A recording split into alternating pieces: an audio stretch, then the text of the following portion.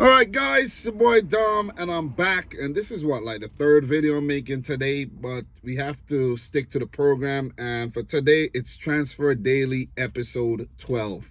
I did make a video earlier talking about each Premier League club's most expensive sale.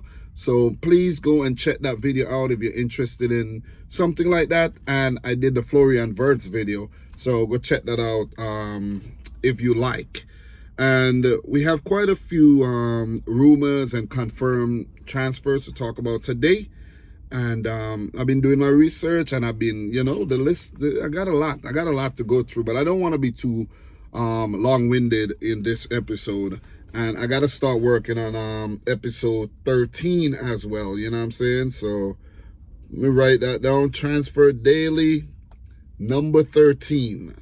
So guys, make sure you smash the thumbs up button. Let's get this video to 200 likes. 200 likes is the goal, because I got a big one to talk about. And I know the fans are going to come out, of this specific club, and they're going to support. So 200 thumbs up, man.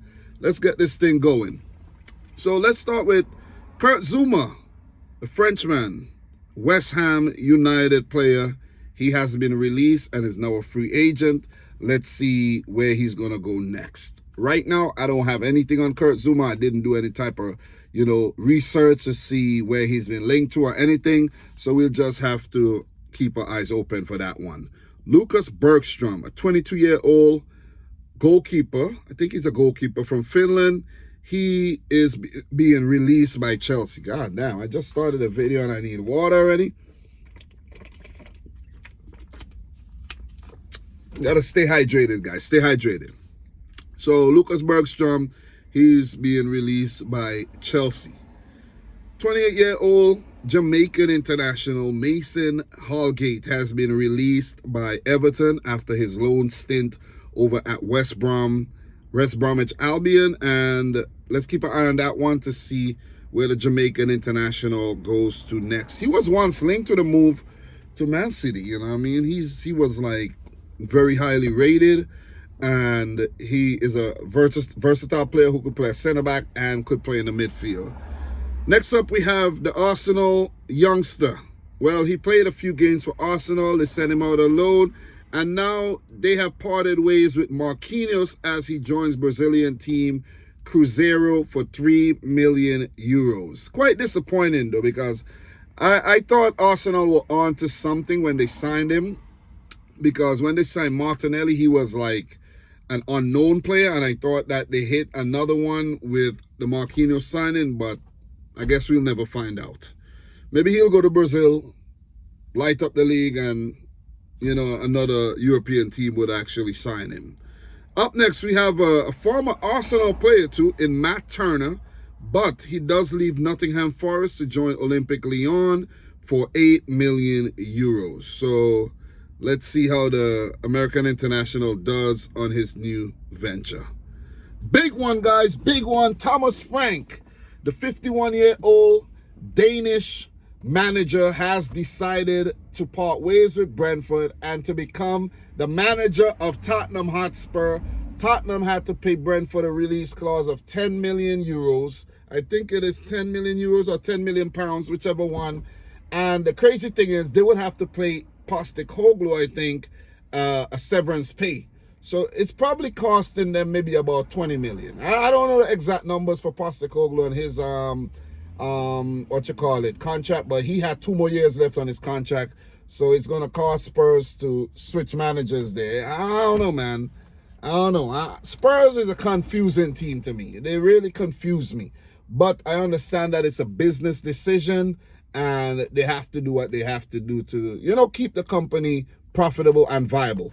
So, look, it's also been said that Thomas Frank is going to use his pull to try to hijack the Mbeumo to Manchester United deal. And I could definitely see that one happening, because, and he could probably get it done at a cheaper price, because Mbeumo would want that continuity with his manager. He'll go there. The manager trusts him already, and he could, get that game time. Let's see. Let's see how that one's going to work out, man. But here we go. Thomas Frank to Tottenham Hotspur. I've spoken about this already. To be honest, I don't actually think he's going to do well because no one really goes to Spurs and does well. If you really think about it, they might do okay, but Postecoglou is the only one who ever gone there in the recent times and actually won a trophy. And it's crazy, he got sacked. Pochettino. Let's talk about the most recent managers. Pochettino, Ryan Mason for a short time, Jose Mourinho, and you have Antonio Conte. Those Conte and Mourinho, serial winners. And they couldn't win a trophy at Spurs. They both got sacked. And Postecoglou, he did what no manager before him, 17 years, in a 17-year span have done, and he won the Europa League that got them in the Champions League.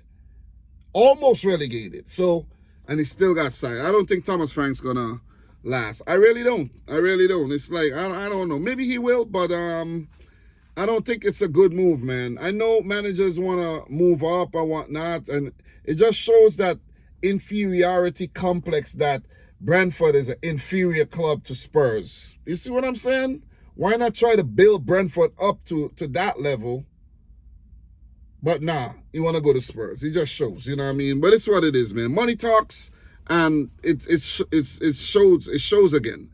Up next, guys, we have Marc Maignan, the Frenchman, the French goalkeeper from AC Milan to Chelsea. The deal is now off for the Club World Cup. The deal could still be on for next season, but for the Club World Cup, the deal is off because Chelsea feels as if AC Milan is applying that Club World Cup tax on the price for the player. They know that Chelsea were desperate, and they say, give me this. Chelsea say, whatever. We got 4 keepers. We're going to trust them, and, we're not going to spend that type of money. But who knows? Maybe it was a mistake. Maybe Marc Maignan goes to another team. Maybe he goes to Saudi Arabia. Who knows? Maybe he stays at AC Milan, but it's left to be seen. Some opportunities you just got to pounce and pay what you got to pay, or else you miss out. You see what I mean? This could make or break Chelsea season, coming up. So up next we're going to talk about a couple goalkeepers right now.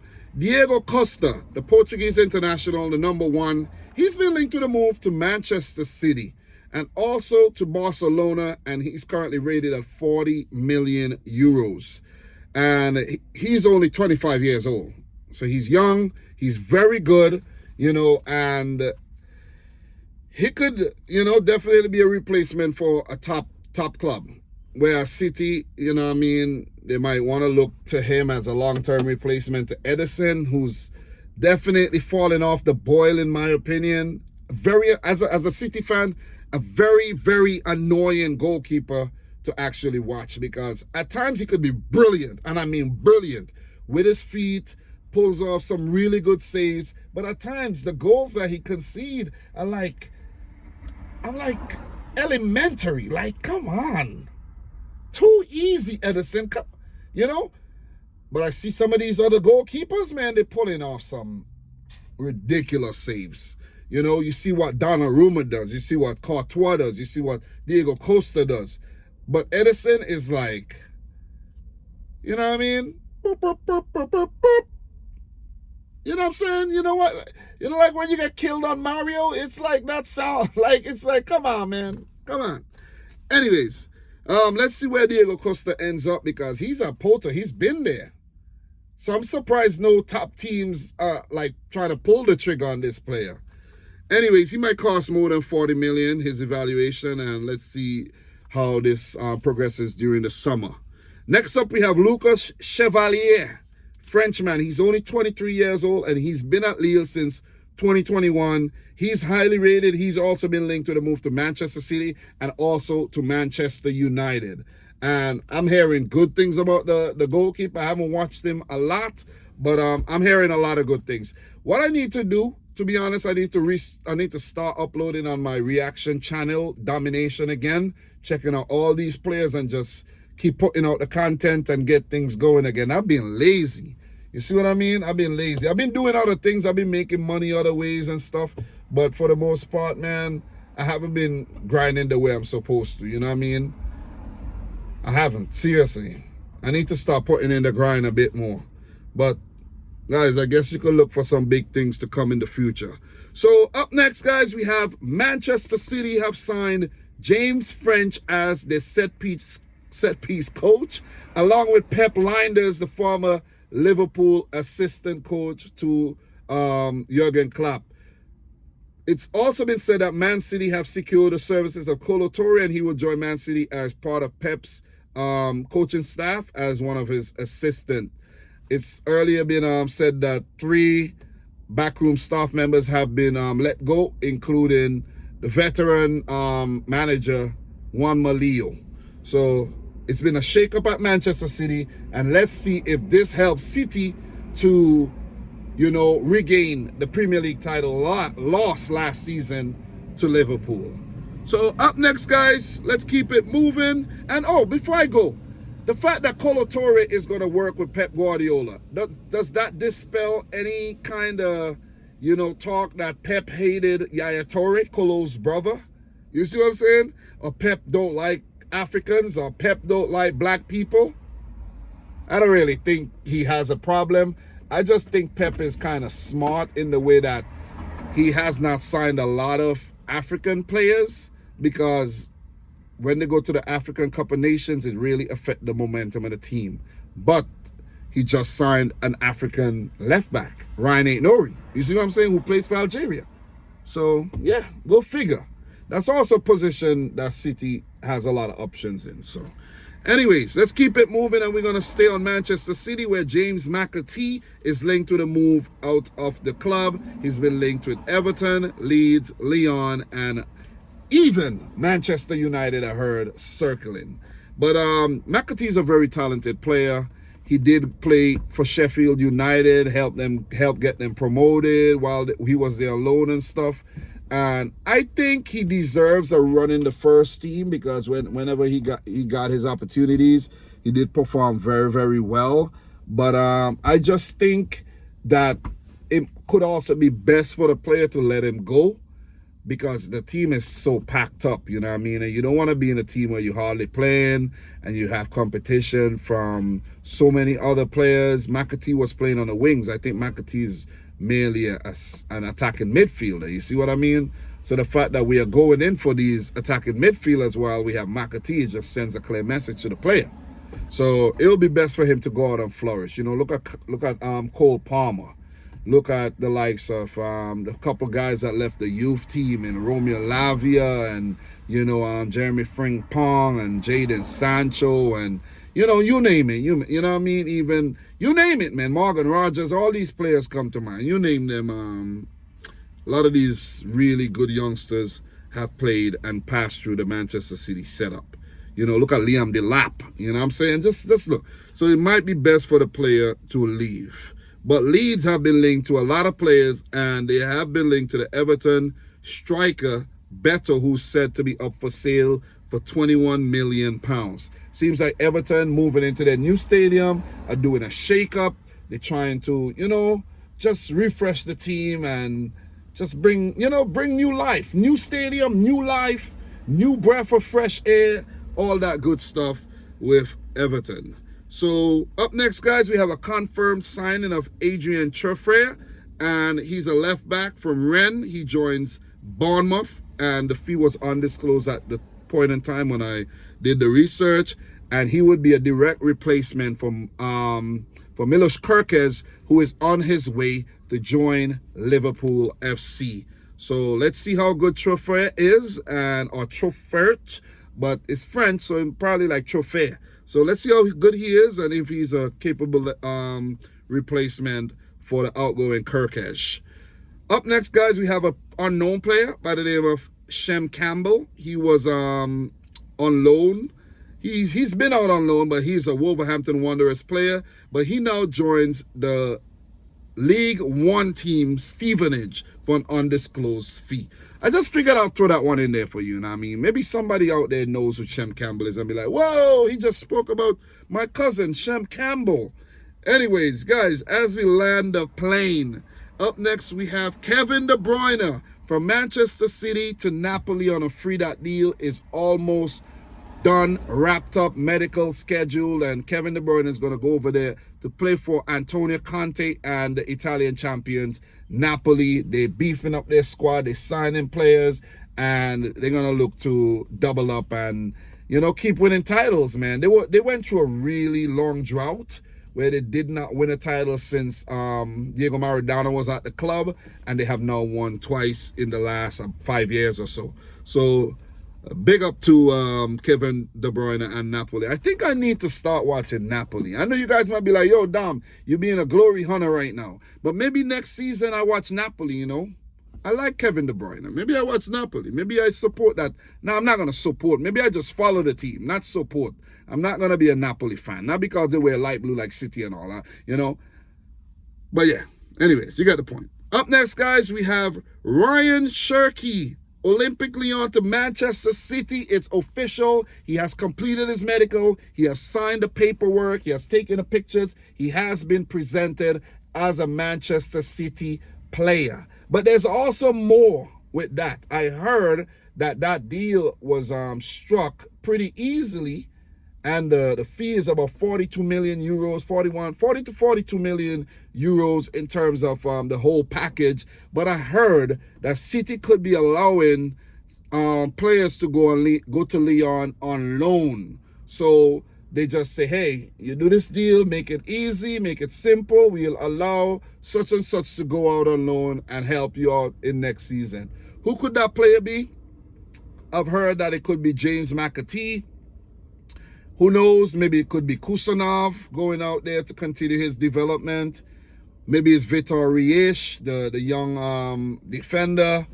Who knows, man? Who knows who it's going to be? Maybe it could be Oscar Bob going out to, you know, strengthen after rehabilitation. Who knows, man? Who knows who it could be? But let's see. Or maybe it's not true. Maybe there's nothing to it. Maybe there's maybe there's not. But with 4 signings now complete.